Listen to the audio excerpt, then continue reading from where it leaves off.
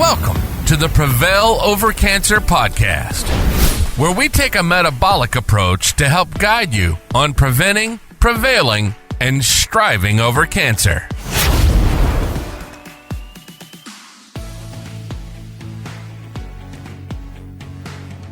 We are live on the Prevail Over Cancer Podcast. I am one of your hosts, Jeff Lopes. I got an incredible co-host, Keith Bishop. How are you, buddy?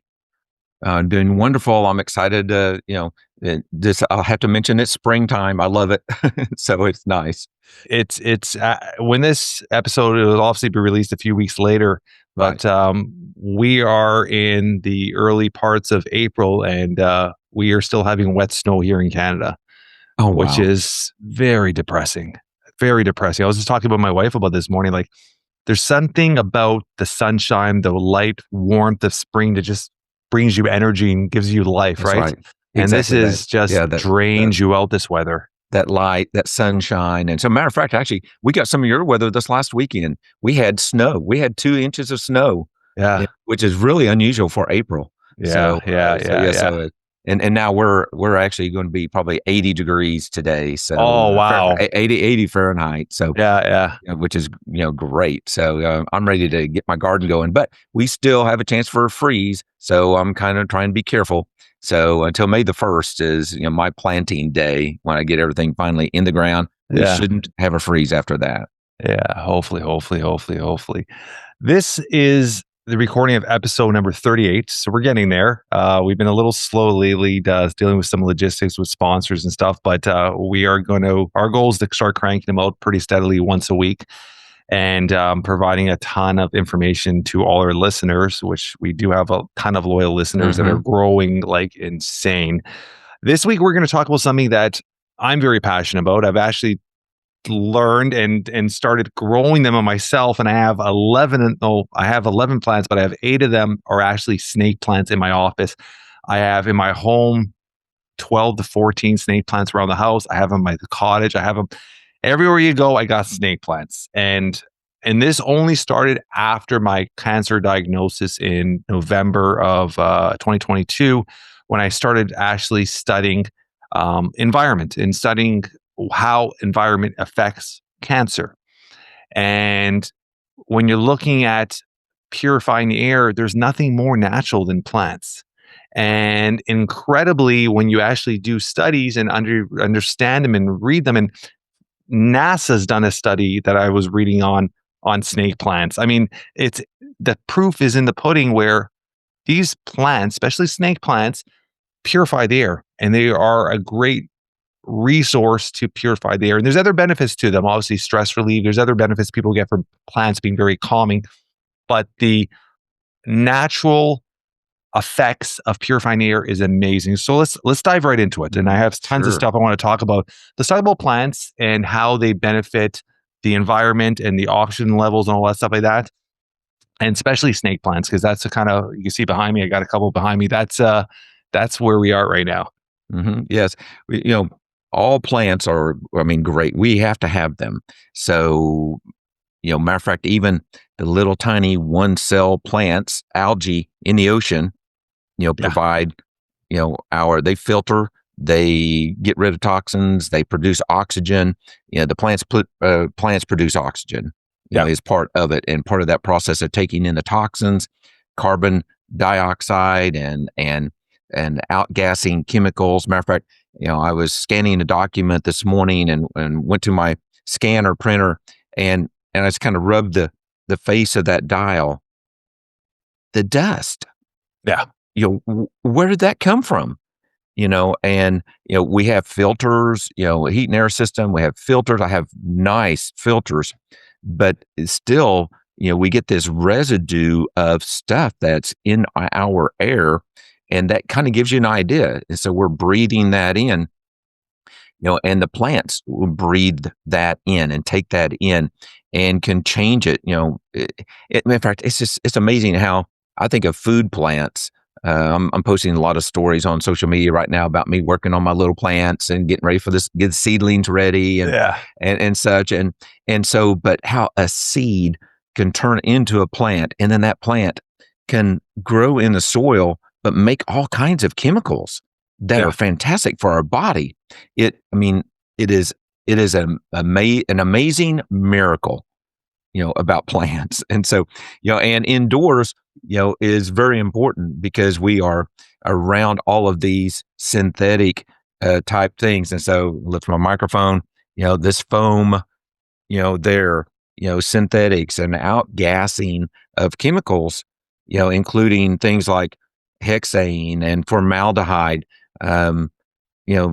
It's just in everything, even the paints, the plastics, everything, is we have this continuous outgassing. And that's why NASA's looking at, because these people are in this small environment, and they're exposed to all these chemicals, and they're trying to figure out how can we filter that out, because the filters themselves don't do a good enough of a job, and they also make oxygen too. So plants are very important. Matter of fact, I'll just show a picture. I'm going to rotate my camera, just my computer a little bit. So if I can get that to the center of the screen. So I actually close that screen during my appointments and during this podcast.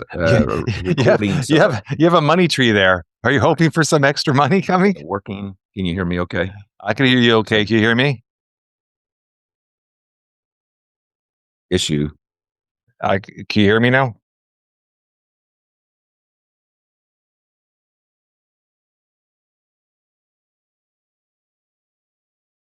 I can't hear you. You can hear me. No, I do. I can hear you now. Can you hear me? Okay, a second. So much for that. Okay, yeah. Okay, you're good to go. Okay, so plants are so important. Matter of fact, right on my desk in the middle of the window to maximize light.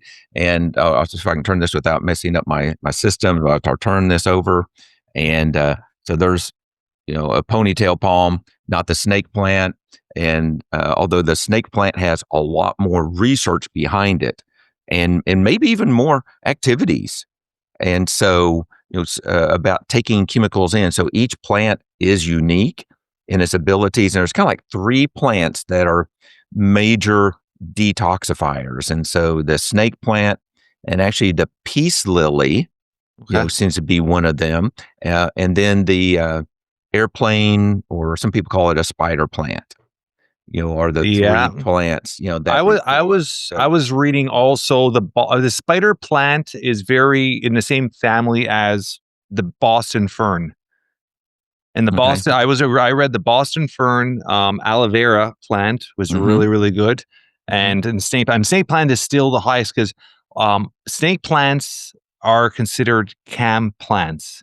I don't know if you've heard that term, CAM plants, which they release CAM. Yeah. So they release more oxygen at nighttime. So having a snake plant in your bedroom is an amazing. In my house, my bedroom, my kids' rooms, everybody has snake plants in their bedrooms, because it just releases so much more oxygen at nighttime, which is a benefit to actually having a deeper sleep, purifying the air better when you're sleeping and breathing in deep. So snake plants are one that I would recommend also in your bedrooms at nighttime as well, right? Yes, that's right. And so, matter of fact, that's one of the changes I'm going to make, and in preparation, studying about this and the plants and learning, oh, wow, I really need to make a change. And I hope that's one thing we share, in doing all of this. We can't be perfect, but we can learn, adapt. And so, matter of fact, when we first moved into this house about almost 6 years ago, I actually blacked out the bedroom windows to try to make it darker, because there was a security light that would come on at night, and I didn't want that light. Well, I fixed that. That light's no longer on. And then I forgot to take that black out of the window. So I need to actually 2 things. Actually, we have 2 windows, one on each side of the bed. Is I need to take that out of the window and then open the blinds and put snake plant, there on each of our side tables besides the beds, and so they can get some light. They do require some light. That may be part of the reason why why I've not been successful with the snake plants. I overwater them, and they end up rotting, and then also probably not enough light. So light is very important. They want a ton of light and very little water. I mean, a good sized snake plant, half a cup of water once a week is plenty. Yeah, I have learned that, and I will, but I'm going to try that again. And so I'm going to get one for each side of our bed, and that's something that's important too. I mean, anything's going to help. Yeah. So even if you just have one or two, that's going to help some. But in the measurements that they do, they use more like it'd be like 100 square feet, which would be 10 cubic or 10 square meters. Yeah. They'll have 3 or 4 snake plants. That many. So what I was reading is if you want to, in your house, to be conservative, you tell me, correct me if I'm wrong. What I was reading was in a 200 square foot room, which is 200 square feet. So you're looking at 20 by 20 feet, give or take. Yes. You would want one snake plant. That would be your surrounding area. It should be enough to cover a good sized snake plant to cover a 20 by 20 room. Just for our listeners, if they don't understand what 20 square feet is, and that should be enough. But still, when you think of a decent sized home, that's a lot of snake plants in your home. It is. Yeah. It once again, any is going to help.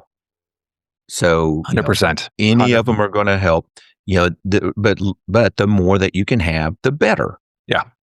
And so, a minimum of one plant per room, but you have to kind of look at this window thing and figure it out. Yeah. And have that right environment for the plant, and or the lights and whatever. Yeah. So it is a little bit of an experiment, for your home. Each home is different. Yeah. And then we keep talking about the snake plant, but other plants can help. Oh, 100%. 100%. And they all are going to make oxygen. They all are going to filter to a certain extent, although some of them are better at this nighttime, type of a thing, like the snake plant. Yeah. And what's nice too is that snake plant doesn't take much room.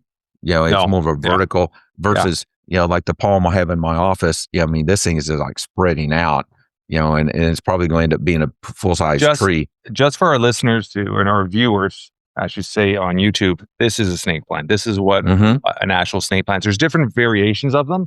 So I just put a couple here for us to see today. So I had 2 variations. One's more of a stubby, shorter one. These ones grow up higher. There's about 3 or 4 variations. Some are all green leaf. Some have white strips on them, but they're all in the family. It's all the snake plant family. And they are very, very low maintenance and so much benefit to them. Another thing with them is, and just in plants in general, cancer, stress, they kind of go hand in hand. Plants give this calming effect. Plants act as almost a de-stressor to you. And it can be a de-stressor in 2 ways. Taking care of the plant. I know my mom, my mom's always loved plants, but it's her therapy, taking care of plants since my pops passed away. And it's her love and passion, and it passes hours taking care of plants. So it's a great de-stressor in that way. But also the calming effect of the greenness, the earthiness, the nature of it in your home, it just gives that zen feel to the room, which brings down, it could help distress you as well, which in turn benefit for cancer as well, right? Exactly. And so matter of fact, just that the color, the color itself, we love that color. I wonder if that's why, our money in the United States is green. So something, there's a reason behind color, color picks. And so, and that's going to be part of it. And actually, I'm the same way. I love the springtime. Yeah, I've got all my seedlings going, and I may have, I'll probably have 100 different seedlings going. Not all of them are going to survive. Yeah, but I've got them started. And matter of fact, actually, after lunch, I go out and sit outside in the sunshine and start working on those little things. And thinning them out and getting them ready, and I don't really talk to them, but I am. But it is so peaceful. And my wife says, "Why do you like doing that?" I said, "It's just a nice break. It's calming. I'm working on these plants, and I'm not really thinking about anything else." Yeah. And really, it's just actually my mind. It's a hobby in a way, right? Mm-hmm. Yes, exactly. So, I've got a greenhouse I'm building, and I've got some above ground planters that I'm using last year and this year, and so it's a great way to get out and and it is a very soothing type of thing. And there's other people, that are listening, they're probably better experts than what we are, on plants. Yeah, and of course. So we're just sharing just our observations and what we've learned. And matter of fact, as far as like indoor plants, you are more of an expert than me. And so one thing about a snake plant too, and I was actually talking to a friend of mine yesterday about this, because exact same thing. I've kind of talked him into getting snake plants. He's a cancer survivor. Now he has a whole bunch in his house, and he's like, how do you keep growing them? And I'm like, as soon as they start growing, you have 2 or 3 sections. You could actually cut off a section, put in a glass of water for 2-3 days. The roots start coming out. Put in a small planter. Within a couple weeks, it starts growing steady roots. Put into a bigger planter. I'm growing these like nothing. I've been giving them away to people because it's something that grows very easily, very, very, very easily. So you could turn one plant within a couple of months into 2-3 other plants. So you don't have to have that expense of buying them all for your house. If you want to have that adventure of actually growing and learning how to grow them yourself, it's a trial and error. But once you get it down packed, they're pretty easily to transplant and to regrow and you see the development of them, which is kind of rewarding in a way as well, right?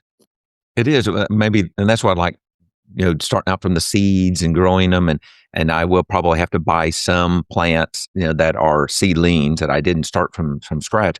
But it's very rewarding. And matter of fact, that's neat to know. Matter of fact, it sounds like it's a kind of like a tuber type system, in plants, that it doesn't take much to split that into, and for them to keep spreading out. And matter of fact, they remind me of my mother's favorite plant. Matter of fact, I've got some of hers, and irises, an outdoor plant. It's very shaped kind of similar in a way, very resilient to the weather and things like that. Although it just blooms a very short time. That's it. But it's easy to divide those up, and then it's a great thing to. Part of that is like you're giving them to people and you're helping people and telling them how to do that. That's rewarding and makes us feel good. Part of our mission, while we're here, is to help people. And so it's neat to be able to give them a plant, and it doesn't take much money to do that. I'm in the process. I love you're seeing the seedlings, because I'm in the process of doing something which I've never done before, where I've actually taken every morning. I do my lemon, iodine, Celtic salt, and boiling water, and Celtic salt, boiling water, lemon, iodine, and I drink it every morning in my sauna. And about a month ago, I said, let me research a bit on lemon trees. And so I've started the whole process where I extracted a whole bunch of the seeds. I soaked them in water for about 3 hours. I peeled the outer skin. I put them in wet paper towel in a dark, warm area, so right under my oven. I kept them there for about 2 weeks. I opened them up. They all of a sudden had roots. I put them into a cup with soil. I cut an old water ball in half, put on top, kind of like turns into almost like a greenhouse effect. And it's now we got 3 plants, and they're about 3 inches each already. And within another month, I'm going to transplant them into an actual pot. And if everything goes right, I mean, by summer, I'll have full little lemon trees. So, and it was very simple, and it's crazy. You're watching the whole process happen. It's like, and it's just from a lemon in the kitchen, right? So, I'm doing that as well right now. I'm actually going through the whole process. So in my kitchen, I got the little treelets, and my wife's like, "You're really doing this?" I'm like, "Yeah, I am doing it." Yes. So luckily, our spouses are tolerant and encouraging us and type of thing. Yeah. So matter of fact, a lot of plants are like that. I'm actually growing several different things, and the newest one is actually a little sweet pepper. I've got some seeds from that, and I'm getting ready to go outside and go plant those and see what happens. Rather than throwing those seeds away, I'm going to put those seeds and a little bit of the plant right there and just put it in the ground, mark it, and see what happens. Who knows? It may have some more peppers coming in a few months. So it'd be great. I think let's get back to. I mean, our podcast is based around cancer, and the whole idea of talking about these snake plants is environment. Environment has a huge impact in the benefits of turning your body resilient against cancer, to beating cancer. There's so many benefits to having a well set environment. When I'm talking about, obviously, the air quality, there's so many things we could do in our home. And I mean, that's what you're talking about: filtering, changing your filter on your furnace on a regular basis, purifying your water, open up your windows and doors every day for 20, 30 minutes, just to let oxygen in and let the fresh air flow through your house. There's so many things you could do, but keep in mind that snake plants are a huge, even plants in general, but snake plants are a huge part of that journey, and part of actual the benefit of keeping your air quality, and it's almost like a natural air filter to your house. People buy HEPA filters. Snake plants do pretty much the exact same thing. If you have them spread out properly throughout the house, and you nourish them, take care of them, they're going to give you so much more quality for your environment. So it's something that you could put hand in hand when it comes to environmental upkeeping of your home, to have a cancer-free life kind of thing too, right? Yes. And so, part of the problem is our environment. And I mentioned earlier the outgassing of chemicals. So these chemicals are things that we have not, previous generations were not exposed to. Let's name those chemicals, because I had put 4 of them down. You had named benzene and hexane, formaldehyde, and nitrogen. And nitrogen, and then there's another one I read is called toluene. Toluene, right? Okay. And so most of these are outgassing from plastics. Yeah. And so, matter of fact, there's a gentleman that I know, a generation older than me. And so he and his wife, he just retired. He's very well known in our area. He just recently retired. They built a brand new house, and it's kind of like their last home. And they moved into it, and they got sick. And because of the outgassing of the chemicals. Yeah. And so she came to me and said, Keith, what do we need to do? We can't move in. My husband's sick, and I'm not feeling well. I said, you just need to open up everything. Yeah. And let it outgas, for 2 or 3 months. Yeah. And so this was actually becoming the summer. And so they were going to have to actually just stay in a motel kind of situation. And because of the paint and the varnishes and the flooring, and I don't know all the specifics on their house, but but there were just too many chemicals. And then some people are more sensitive to those chemicals, meaning the liver, has to change those chemicals, metabolize them for the body to get rid of them, and change them from fat soluble chemicals into water soluble, so that we can urinate those out. And so actually these chemicals are actually significant risk factors for actually kind of like kidney and bladder cancers. Yeah. And so those cancers, are more like an environmental exposure, and enough of them frequent, and either a high enough dose or enough frequent, a long enough exposure to chemicals, that weren't detoxed completely, and therefore they damage the cells in the body. So that's kind of where we're going with this, is that these chemicals, are bad, and they do, create a problem about changing the DNA, inside the cells. And now the cells become a little bit, funky. And so now they're going to grow incorrectly. So, part of that, like my parents, at my childhood home, they decided to, after we had moved out, they insulated the home. They actually did a foam insulation inside the walls, and they they poked holes in the wall, and they put this foam that just expanded into the walls. And I wonder, due to the outgassing, if that was why my parents had some early health issues and died young. Yeah. Because of those chemicals. My brother, was he had an opportunity to inherit that house, and he mentioned something about, well, I think I'll probably move into that house. I told him don't. And because I was concerned about those chemicals that were used, in that. And I said, our parents had both of them had brain issues, Alzheimer's and brain cancer, and I just don't feel great that you should be living there, and actually, so he had an older home, and so he actually ended up just staying in that older home, and he ended up selling my parents' house. So those chemicals and others, and those are just ones that they're measuring that we know about. There's actually tens of thousands of chemicals, that are put into the all those stuff. So, matter of fact, I'm going for 100% cotton clothes. Trying to find clothes that I won't be exposed to. Would be just, we're talking about gases in the air, but even as on our body. So I'm going with, trying to go with more cotton type things and making a change. Yeah. So I'm reviewing my labels, and when I buy new things, I'm looking to see if they're, 100% cotton, or linen, trying to go more natural versus the synthetics, because the synthetics are going to be a significant concern. We can talk more about that. That could be another great podcast. Going into synthetics and clothing and things like something that. And I would say high 90% of people never even look at that or think about that. Right. And I'm sure my wife is going to go, "Oh no, not another thing."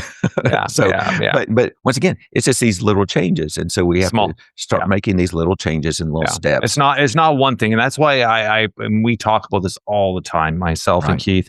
Is you hear a social media post and they're like, "This supplement," or "Take garlic and you'll be cancer free," or "Take this," or "Walk every day 5 miles and it's going to prevent 60% of cancers."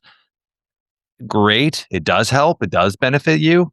Mm-hmm. But that's just one thing out of, if you're walking five miles every day, great benefit, but you're also in an environment of smoke or cigarettes or other chemicals, or your environment, you work, or you're high stressed, or it's not going to balance itself out. So it's a whole, you're trying to do as many things as possible.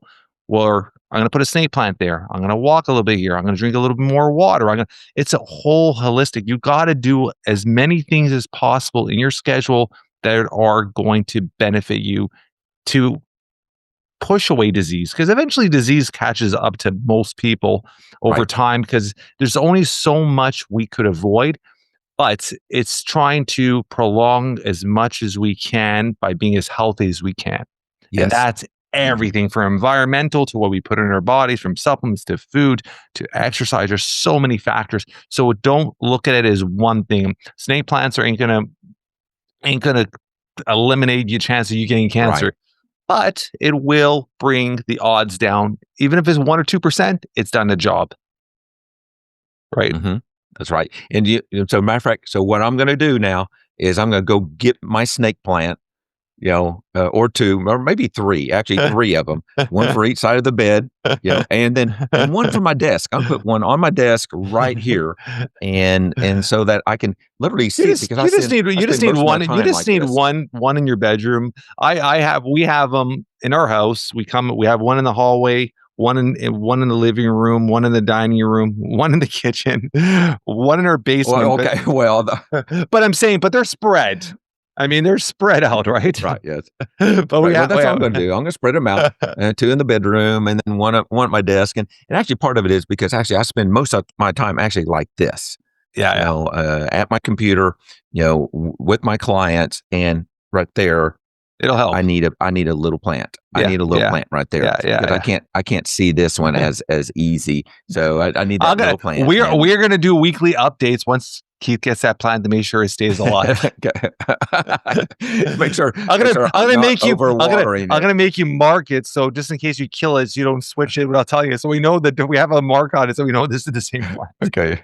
This has been a ton of information, a ton of fun, like all week. So everyone listening, go get your snake plant and start growing them yourself. Start spraying them out. Just take one, and from that one, you could, if you got a little green thumb, you could turn that 1 into 4 or 5 within a couple months around your house. So get your snake plant, and they're actually very available. I mean, if you go to any type a plant shop or maybe garden center or something like that. They're very available. I mean, I was even the first one I bought, we bought them at my local Walmart. My local Walmart was selling them.